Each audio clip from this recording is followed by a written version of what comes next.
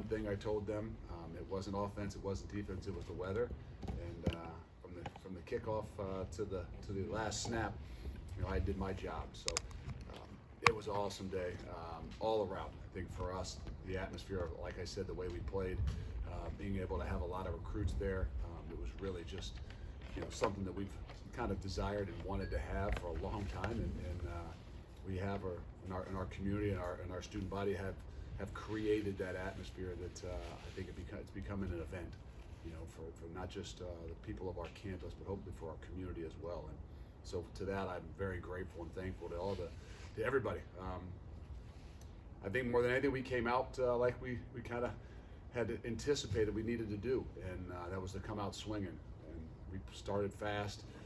Not only just mean the first quarter, it was 14-0 first quarter, but I just mean in general and everything from offense, defense, special teams, getting a hand on a punt, just controlling the momentum of the game with both the offensive line and the defensive line was something that I thought was really, really critical for us, especially against a UCF team that was a little bit banged up, but I knew they were going to come out swinging and ready to play. We got an opportunity to play, I think a lot of guys, and it was great for us. It was eye-opening in some ways, too, I think, to some younger guys. Some guys got some opportunities to play even earlier than the second half. And I think that's always a great opportunity for us, but it's also a great measuring stick, too. And, where it wasn't perfect, I think those guys did go out there with a lot of energy, continue to play. Again, and give us some things that we can really kind of harp on to get better at, especially for those guys that don't get as many opportunities. They practice a lot, they get a lot of opportunities in practice, but it's not nearly as evaluated quite as heavily and exposed in a lot of situations. So those are things that are so valuable to us continuing to grow in all areas of our program. And now we get a chance to really kind of move on to something completely different. For those of you that have never prepared for a triple option team, it is quite a unique week. And it's not just a unique week for the defensive guys because they're seeing something new. It's also something we got to do some different things even offensively, just because we might not get to go against each other as much during the week, and the offense doesn't get some of those speed looks that they're used to just playing against the defense. So for everybody, it's a different challenge, and always a great one, and we're excited about it. You mentioned some of the younger guys. Talk about Jaheim Thomas's performance on Saturday. Finished with 7 tackles, third on the game in tackles. Talk about what it was like to see that from him. He's one of the guys I was kind of talking about he was in there in the second quarter, so he got a lot of opportunities really early, where the game was still a battle, and he got thrown in the fire in the mix, and not all perfect, but I think what you see is his ability to continue to play through some things, and that is very valuable as we continue to move forward for this entire year, because we're going to need him. And there's a lot of guys that were like him that got some of those opportunities, more of those guys in the second half, but yet when you're playing a team like UCF, they're going to keep swinging too, and so they're still challenged, not by just a team that's just going to hand the ball off and try to get out of there. So a lot of opportunities, a lot of great feedback for a lot of guys. Now we just got to use it the right way. You've had good defenses in years past, but is he an example of a difference in that you have a 4-star guy kind of waiting in the wings for a couple years before he can even break on? Well, we never want to say wait in the wings, because if you wait, I tried to tell those guys this past week, if you wait, there's somebody else going by you. But those guys that, for us, I think that was one of those opportunities where we want those guys to recognize that if they're waiting, they're in trouble. As the program continues to move forward and grow, there's going to be a lot of opportunities, whether it's new guys coming in and different things. So what I think it was an opportunity for a lot of guys to do is to get in there and really truly evaluate themselves. And we do it all the time to evaluate them, and sometimes the reality is they don't quite see that evaluation the same way until they're thrown in the midst of a real game and the lights coming on in those situations. And it's not just evaluated on those numbers of how many stats you have, but really kind of critiquing yourself on all the little things, and those guys know how they handled it too in the moment. So all those things are opportunities. I think there are also a lot of lessons that those guys will learn about, even the preparation for what it really takes. They've got so many great examples in front of them. I'm not always sure that as a younger guy you recognize that until you're thrown into those situations, and sometimes you have to learn the hard way. And it's a good fortune for us. We aren't learning the hard way, meaning we were in a good situation, we won the game, but that's why I say it's not perfect, and those guys get a lot of really good feedback. I know we probably asked way too much about rankings the last 2 years. I know it's your favorite question. So, just being number 2 though in the country, it's something it's never happened here. To be ranked number 2, what does that mean for this program? I have to imagine you have a sense of pride just being able to put Cincinnati on that type of a stage. That means there's one still ahead of us, and I think 8 that are behind us in the top 10. So I don't know whatever that really means. No, it's everywhere. It's right now. It's the balance of being able to, enjoy it a little bit. And I mean that by enjoying it. I hope these guys understand. Enjoying it is going out on Saturdays, and getting the best from everybody. Going out on Saturdays and seeing that environment, that atmosphere that they've created, the buzz. That's kind of what I mean by enjoying it. But then not letting it, change who you are and how you go about your business. And so much of that is the preparation. So much of that is being able to handle and focus on maybe some other things that are going on during the week, whether they're interviews, whether they're, parents calling, more tickets being needed, just those kinds of things, you got to make sure you can handle, and it doesn't take you away from, what you realize, you got to continue to do. You've coached championship teams before. How does the talent of this team compare to those you've been around? I always think there's 30 teams out there that's got the talent to be a championship team. It's so critical about how things all come together. And that is so, it's based on winning and creating momentum and energy, but it has a lot to do with leadership. And for me, I think there's such a balance in this team right now, that leadership-wise, and I mean that offense, defense, and special teams, that really give us a unique opportunity, I think, to continue to grow. And, we're not by any means one-sided, meaning one-sided in straight leadership or one-sided as an offense or defense. I think that, all 3 phases can really make plays and create energy and momentum in all games, which gives us that balance, which, gives us the opportunity to be, a great football team. But I think more than anything, the leadership gives us a chance to continue to grow, because if don't continue to grow in the next 6 weeks, then no, we won't even be in the conversation, no matter what the scores of games end up being, whether we win or we don't win. So I think that's the reality that I want the guys to understand, with us as coaches to understand, as much as anything, is that there's a process to this, and it's great to be where we are right now, but in 3, 4, 5 more weeks, it's going to mean a lot more. Is that leadership? Is that what closes the gap? Because if you compare your guys' recruiting rankings to some of the other top teams, Alabama, Ohio State, they don't match up. No, and then they're probably not going to. That's where we talk about the best teams don't always win. It's the teams that play the best, and that's not just hey, who played the best on Saturday. That's who's got that culture, that environment to continue to grow. And there's so many unique things in this sport with having 120 guys, 125 guys on your team. There's so many different dynamics that go on. I think that's why football's the greatest sport out there. The more people you get involved in what it is you're doing, the more difficult it is. The more, I would say the parity is greater, meaning that anybody within that realm has an opportunity to win because there's so many people involved. And that goes back to saying, what kind of leadership, what kind of energy, what kind of momentum do you really have inside that locker room that doesn't always show every Saturday, but at some point in time it will. As Justin mentioned, the leadership, what does it mean to have the guys who came back for their extra year, like Kobe Bryant, Darian Beavers, and the leadership with Desmond? How does that correlate to all that? That's kind of what you're talking about. Those guys came back for a purpose. They came back with a reason.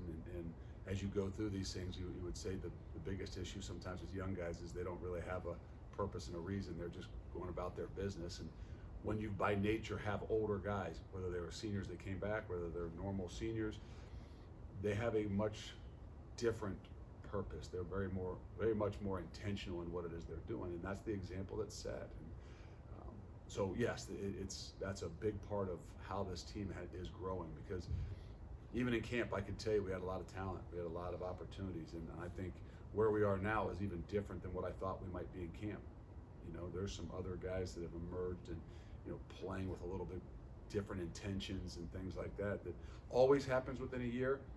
Just never quite sure when you've got a year coming in with guys so highly, ranked in so many opportunities, that you're always wondering who's going to be those other guys that are going to continue to emerge amongst, some very, very talented people.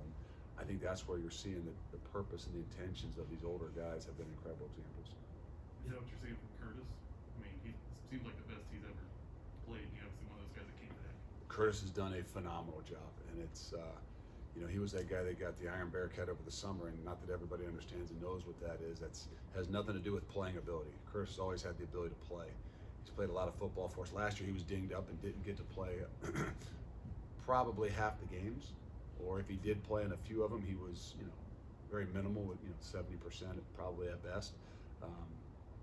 And what he did in the off season, not even being able to go through spring ball a lot and being, you know, coming off of a knee surgery, was where that purpose and that intentions is to me a lot different from a guy like Curtis. And he showed it in the off season, which is why he was elected as, you know, an Iron Bearcat by the things he does, not just the way he plays. And that is a huge step, and it's really shown this entire season so far.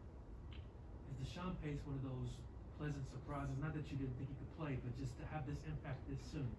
It is. He is, and the great thing is he's the ability to roll a little bit too. So I think as a young guy, there's still some that competitive nature that every day you got to go out there and compete when you're in a position where, you know, it's 50-50, and I want to play 60-40. I want to play 70-30.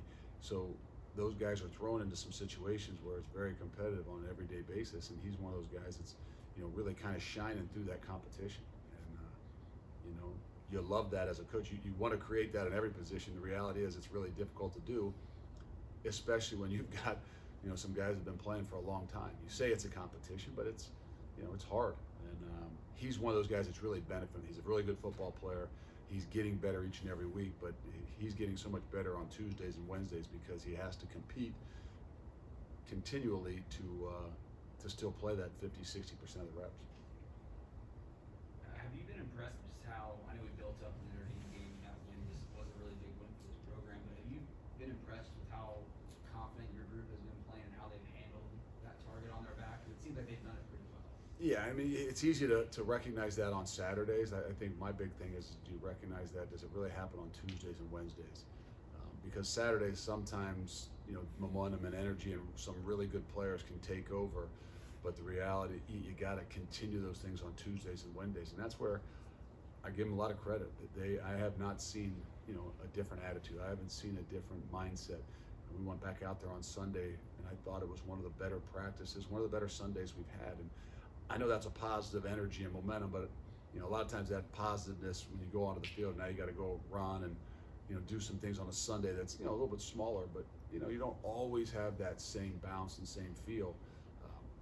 They're doing a really good job. I think, you know, they understand what's at stake. They understand that even a little bit of how it went last year, where I truly would tell them we didn't play our best ball at the end of the year. And I don't mean the bowl game. I just mean those last game or so off of all the other stuff. And I think that was a factor if it was ever had an opportunity to be, you know, some different situations in the end of the year. So more than anything, as coaches, as players, we've got to learn from that. And we've got to continue to progress and not worry about the wins and the losses, but the progression of, are we really getting better in all three phases? The offensive line is gelling, but tell me how it feels for them to be able to block and for those guys to get over 300 yards in a game that you knew was more so like a rivalry game, even though they were banged up. No, it's one of those things that, like you said, you might ask one question about, but I think it's deep rooted. It's truly the feeling that those guys take such pride in, not just having the 300 yards rushing or something like that, but really playing the way they did and really controlling the line of scrimmage. You know, and that's where I said from the get-go of the game, I thought it was really impressive. You know, whether it was only 14-0 in the first quarter, and even, you know, we had a tipped or a blocked punt that put us in some good situations. I think in general, I felt good about where we were even in that second quarter, which I never feel like that in a game. I felt really good about where we were because of the play of the offensive line, because of the play of the defensive line. You know, guys are going to make plays here and there, and, you know, you got to eliminate some of those things, especially defensively, and you're going to, you know, have some of those on offense. You're going to throw a bomb or even a 79-yard run that can happen. But when you legitimately have got control of those guys up front, I think that that's where you start to see what happens later in the game when you can wear people out. I thought that was one of the first times where I really kind of felt like that, and I think that offensive line really was what did it. Mets has moved to guard, of course. But how impressed are you about his play, having to come in there and play major minutes? Again, he's doing a great job. He's doing a great job at gelling with those guys, and I think more than anything, the competition that he had to go through all of fall camp was really good for him. And then he got a little injury, got thrown behind the 8 ball a little bit, and I think it's actually helped his confidence in a lot of ways because he's all of a sudden realizing I can even do this with half a hand, and I think in general, everybody's different in how they gain their confidence. Some guys get it through studying, some guys have to actually play, some guys have to be thrown in a tough situation, and I think he's obviously been thrown in that, and I think maybe a little bit of the injury has really kind of helped him realize how much ability he has and kind of shown a little bit more of a confidence level. You thought about closing the other one too? It's not a bad idea. I don't know. Maybe we'll try that this week. We'll see. You talked a lot last week about that kind of 5-year measuring stick with UCF. I have to assume Navy's similar going back to that 2017 game. Yeah, that's something you never forget. And but Navy, the triple option stuff is always going to be unique. And I think every year you've got to have some wrinkles, and you've got to be sound in what you're doing. But I think it's always, you could, as soon as you think you got something a little bit figured out, it can get really ugly really quick. And so it is a measuring stick. I think all those things. I think it's more of a measuring stick to realize just how fundamentally sound you can play. I think when you're really looking at us defensively, and that's where we pride ourselves. That's where we've been really good. But it's obviously unique and different. So sometimes it's not just about talent, especially when you're playing a triple option team. It's really about the discipline and fundamentals. And I'm not saying we aren't that, but we've gotten away a lot of times in the last 2 years with the talent level we've had. I'm not saying they're not fundamentally sound and they're not disciplined, but I think you can get into games and let your talent kind of take over. This is a different animal. Is this why you keep Kyle Bolden around? He is a very good. He really kind of helps. This week he'll coach more than he's ever coached because just the ability to time things up and to coach up sometimes just that quarterback as much as anything is so critical. I think more than anything, that's the biggest difference from when we played him in year 1 to what we've done in the last few years is that we've given those guys a much greater look, which gives them an opportunity to play faster. Good? All right, thank you.